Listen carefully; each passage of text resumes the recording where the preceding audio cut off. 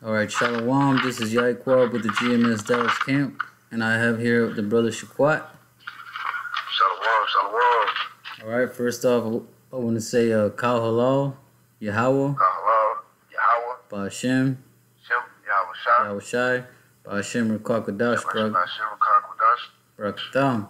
Alright, now we're just going to go into, double honors to the elders and apostles of Great Millstone who teach and rule well, and salutations to the Akim scattered throughout the four corners of the earth, keeping his word in truth and sincerity. Alright, now me and the brother, we're just going to go into a quick topic. You know, we ain't going to be too long. Just going into the the wickedness of Israel and the worshiping of other idols. You know, because at the end of the day, that's the ultimate reason why Israel went into captivity. You know, they went a whoring after these other gods, man, these other idols, and that's why the Most, like the scripture said, the Most High is a jealous power, man. And for those reasons, the Most High, if you look at the scriptures, the Most High compares us or likens us as to his wife, as a woman. You know what I'm saying? And us, the nation of Israel, being that woman, his wife, going after other men or these other idols, the Most High, had every reason to put us away according to the law. You can read that in the Jeremiah, the 3rd chapter, and also in the book of Isaiah. But anyways, we're going to read this, all right? You want to get that in the Leviticus? I got it. This Leviticus, I'm going to start at verse 1, Leviticus chapter 19, starting at verse 1, it says, And Yahawah spake unto Moses, saying, Speak unto all the congregation of the children of Israel, and say unto them, Ye shall be holy, for I, Yahawah, your power, am holy. Ye shall fear every man his mother and his father, and keep my Sabbaths. I am Yahawah, your power. Turn ye not unto idols, nor make to yourselves molten gods. I am Yahawah, your power. Yeah, man. So Most High put it out there, man. It's a law that you're not supposed to be worshiping no other gods, no idols, not making them out of any kind of clay or wood or gold or any type of element, But you see a lot of Israelites. They have what's the number one thing these Issacharites have in their house? That Serapis Christos on that, Cesare Borgia on that cross. You know what I'm saying? And that Virgin Mary, that picture of the Virgin Mary with the little white baby Jesus holding her up. You got a lot of Israelites that are into Islam. You know what I'm saying? And all those kinds of some other. At the end of the day, these people are worshiping gods, idols, subconsciously. You know what I'm saying? When you out here celebrating Christmas or Thanksgiving or Halloween, you worshiping other gods, man. As a matter of fact, I can say this, yeah, go ahead. These people out here, man, they worship, everything. Things that they come in contact with every day, like their cars. You see what I'm saying? People be worshiping their cars. I got this Benz, I got this Maybach sitting on these Forgianos. That's all they talk about all day. Hey, man, that's actually idol worship in itself right there. Yeah, that's right. You know what I'm saying, and that goes into these people worshiping themselves. As far as like birthdays. You know what I'm saying? Then birthdays. They love celebrating their birthdays, man. They love putting themselves on that pedestal, man. That's right. And then in the scriptures say, you can read that in Job, the 2nd chapter. It says, "Cursed be my birth date, the day that I was born." That's right. That's right. Because it is a curse, man. Coming into this world is a curse. Jeremiah said the same thing. Yeah. Chapter 14, right? There you go. Jeremiah said the same thing. And you can read that in Ecclesiastes too. I believe it's either the 7th chapter, I believe, where he says that better are they that are dead and not alive, or better is them that have not been born to see the wickedness that goes on under the sun, roughly paraphrasing. Yep. All right, I got a precept real quick. It says Jeremiah chapter 10 verse 1. All right, it says, "Hear ye the word which the Lord speaketh unto you, O house of Israel. Thus saith the Lord, learn not the way of the heathen, and be not dismayed at the signs of heaven, for the heathen are dismayed at them." You know, that learn not the way of the heathen, man. That's how Israel got involved in these idol worshiping, by following after their ways. All right, verse 3, it says, "For the customs of the people are vain, for one cutteth the tree out of the forest, the work of the hands of the workman with the axe." And that's, you know, the custom of these people are empty, man. They are empty. And this is going into Christmas. Now, I'm not going to go deep into Christmas and what it goes into, but it's just another example of how you're not supposed to follow after these other idols. And just because these people put it out there, like in TV and radio, that it's okay to do these things, is not, man. It's not the ways of YAHAWASHI and YAHAWASHI. That was it. I mean, there's more on this, but that was, you know, I just want to hit that point. You got another precept? Yeah, let me get this right here. This is Psalms chapter 97, verse 7. It says, "Confounded be all they that serve graven images, that boast themselves of idols. Worship him, all ye gods." God, so like, can you where's that again? This is Psalms 97, verse 7. Okay, Khan, can you read it again? Salaki. Khan, I start at 6. It says, "The heavens declare his righteousness, and all the people see his glory. Confounded be all they that serve graven images, that boast themselves of idol worship. Worship him, all ye gods." Yeah, Khan, man. Confounded be them, man.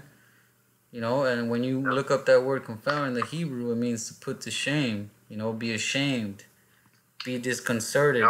You know what I'm saying? You know, to be ashamed. You know, because you worshiping a God that doesn't that's not alive. You know, it's either a piece of stone or a piece of wood or a piece of gold or silver, whatever it's made out of.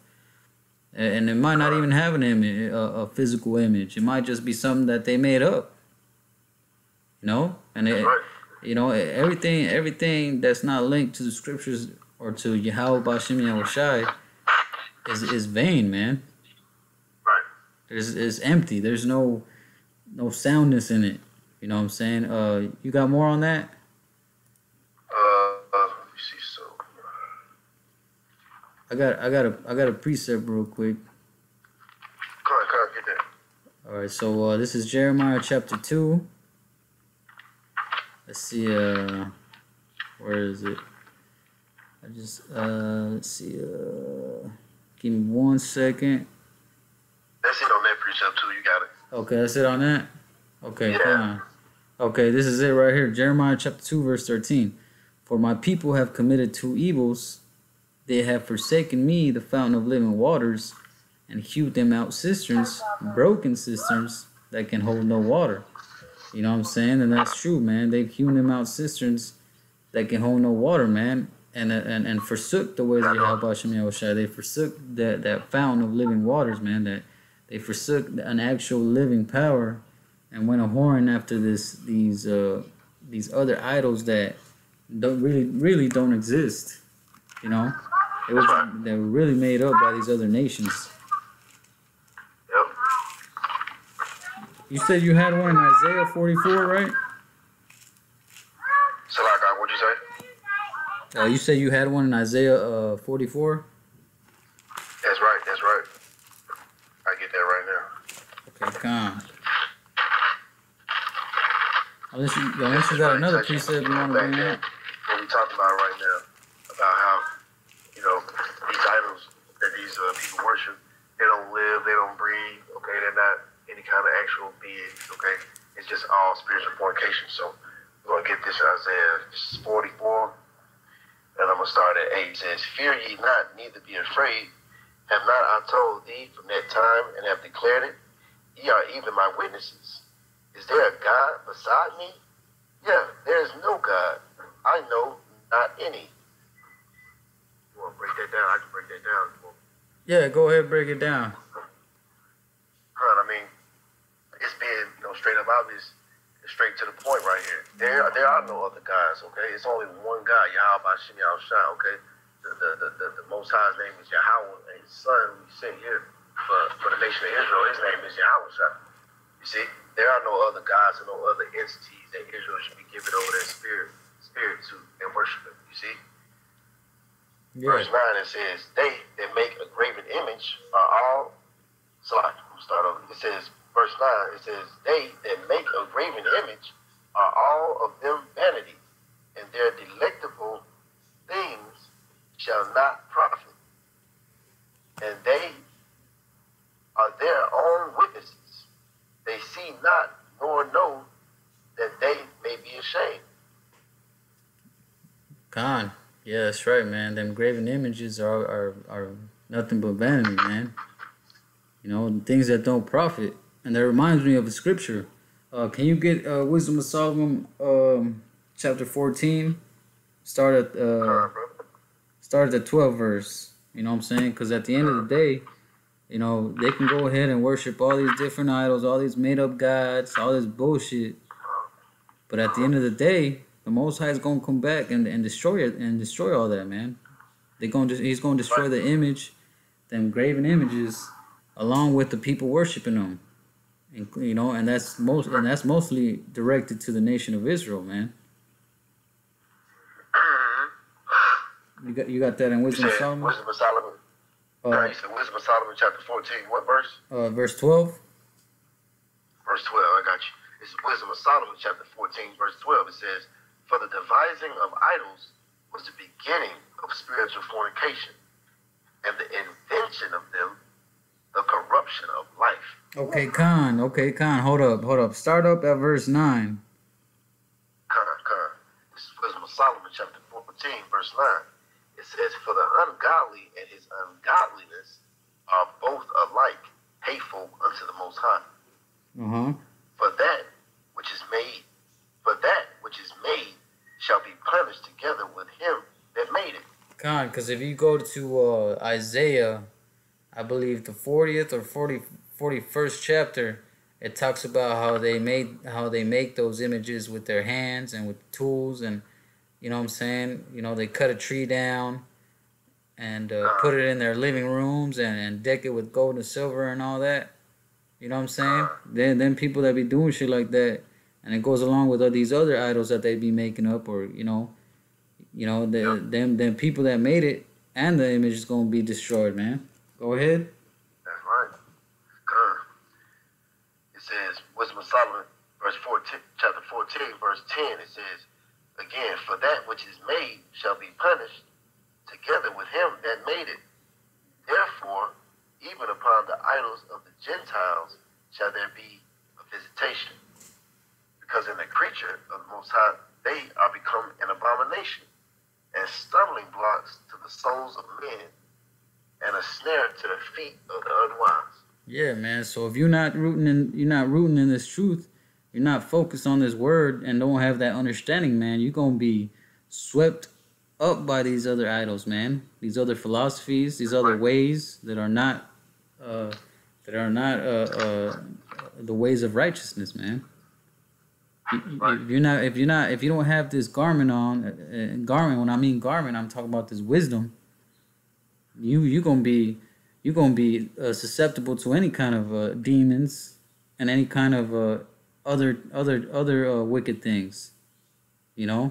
That's why what the brother said, that they are become an abomination and stumbling blocks to those souls of men and a snare to the feet of the unwise. Go ahead. That's right.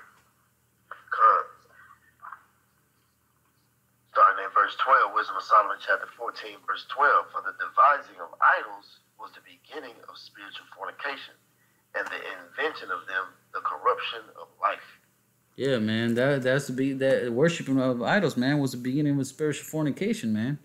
So whenever the scripture's talking about fornicating and how wicked it is, it's not talking about like people having sex because they're not married.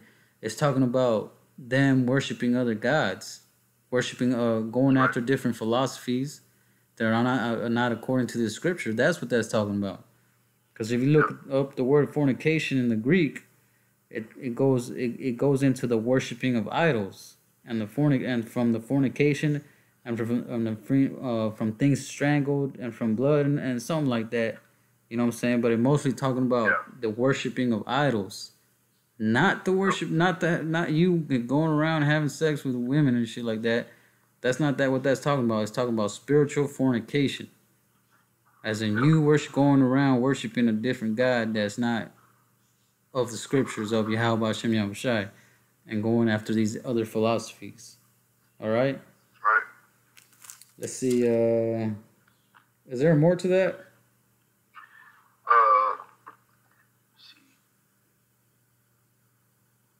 Yeah, I can read some more of that. Okay, come. It says, this is verse 13. It says, "For neither were they from the beginning, neither shall they be forever." And that's talking about, those idols.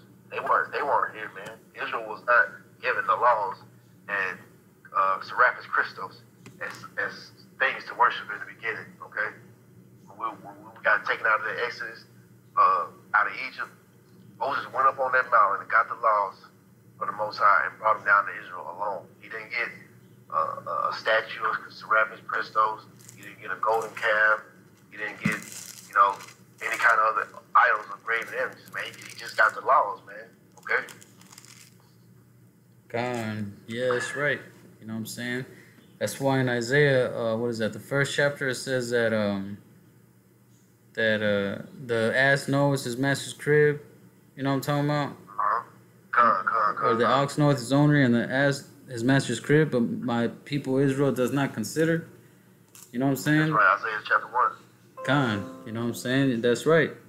Because our people really don't consider. They don't understand. They like the ox knows his owner, and these the ass is master's crib. Like they know who their owner is. They know who's in charge of them. You know what I'm saying? Right. They know who brought them up, and these are two very stupid animals, man. Very dumb animals. So it's making he's pretty much roasting Israel. Like, man, these dumb animals are smarter than y'all, man. I brought y'all up. I did this for y'all. Took y'all to the land of Egypt. Took y'all to the land of milk and honey. Gave you the land of Canaan. Did all these things. Brought you up out of many captivities. Showed you mercy. But y'all still going back and wanting to worship these other gods, man. That's why Israel is destroyed, man. That's why we in the situation we in, man. For things like that. Of course, there's many other things that the nation of Israel did, but that's one good part of it. Worshipping other idols, other philosophies, following the ways and the custom of these heathen nations. That's that spiritual fornication, man. But hey, that's all I had. But if you got any more precepts you want to bring out. I'm going to end this on verse 14. It's Wisdom of Solomon, chapter 14, verse 14 says, For by the vain glory of men they entered into the world, and therefore shall they come shortly to an end. So, these idols are going to get Israel, 2/3 of Israel destroyed out here, man. Okay? While they're worshiping football, worshiping their cars, like I said before, you got Israel out here worshiping their women. You see, all this stuff is surely going to come to an end, man, and it's going to be every man for itself. And if you ain't got the spirit on you, you're going to be caught out there, man. But you weren't worshiping the actual true power, YAHAWASHI, YAHAWASHI. I'm going to go back to Isaiah, who's in chapter 44. I'm going to read verse 9. I'm going to read verse 10. It says, Who hath formed a power or molten a graven image that is profitable for nothing? And that's a rhetorical question. Nobody. You see? Nobody is getting anything, reaping any kind of residual rewards from going to worship the cube over there in, what is that, Saudi Arabia? Where's the stone of Mecca? Oh, yeah, that Mecca stone. Yeah, they be worshiping the hell out of that. Yeah. Nobody is over there getting any kind of profit from doing that. They just over there, touching it and banging their head up against it for no reason, man. Like the brother said earlier, these these people put up these Christmas trees in their houses, you know, and the thing can't even talk. Like Jeremiah talks about what is that 17th chapter Say that again, sorry. Jeremiah talks about putting up that Christmas tree and it can't move, it can't talk. I believe that's the 17th chapter, right? Let's see. I'm gonna look it up. Yeah, these people are doing these things for no reason, man. It's just vainglory. Look at my lights on it. Look at the little balls that glisten and, you know, twinkle. You see what I'm saying? This stuff ain't giving them any kind of benefit. Yeah, it was Jeremiah 10th chapter.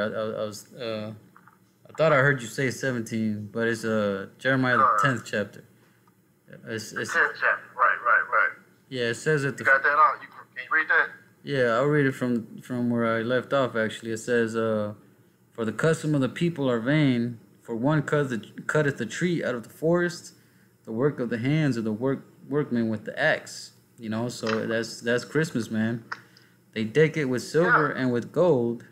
They fasten it with nails and with hammers that it move not. Right. You fastening this up on the wall or ceiling or wherever you fasten it to, like it's about to move, get up and walk around and get it and go down the street and get some Kool-Aid. That thing ain't listen to that, man. It doesn't have a spirit in it. It's not going to tell you how to live righteously, you know, like these scriptures do. Okay, like YAHAWASHI talked when he was here on the scene, condemning Israel. Okay, and leading some to that everlasting life. You see, these idols can't do that. Right. This is Isaiah chapter 44, verse 11. It says, "Behold, all his fellows shall be ashamed, and the workmen," there go that workman again, the workman with the axe, that's the spirit. It says, "Behold, all his fellows shall be ashamed, and the workmen, they are of men.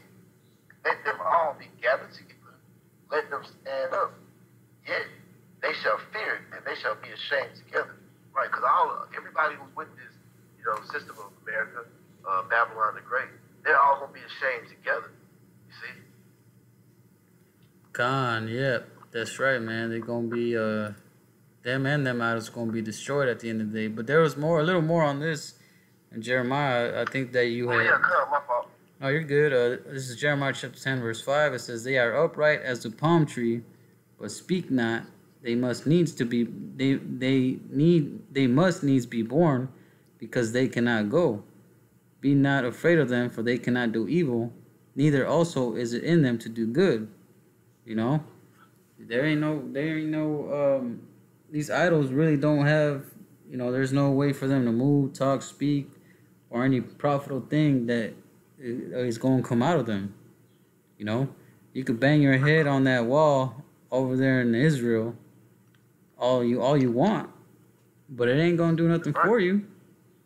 You know, you can walk around that Mecca stone, you know, all day. It ain't gonna do nothing for you, man. Because at the end of the day, man, this is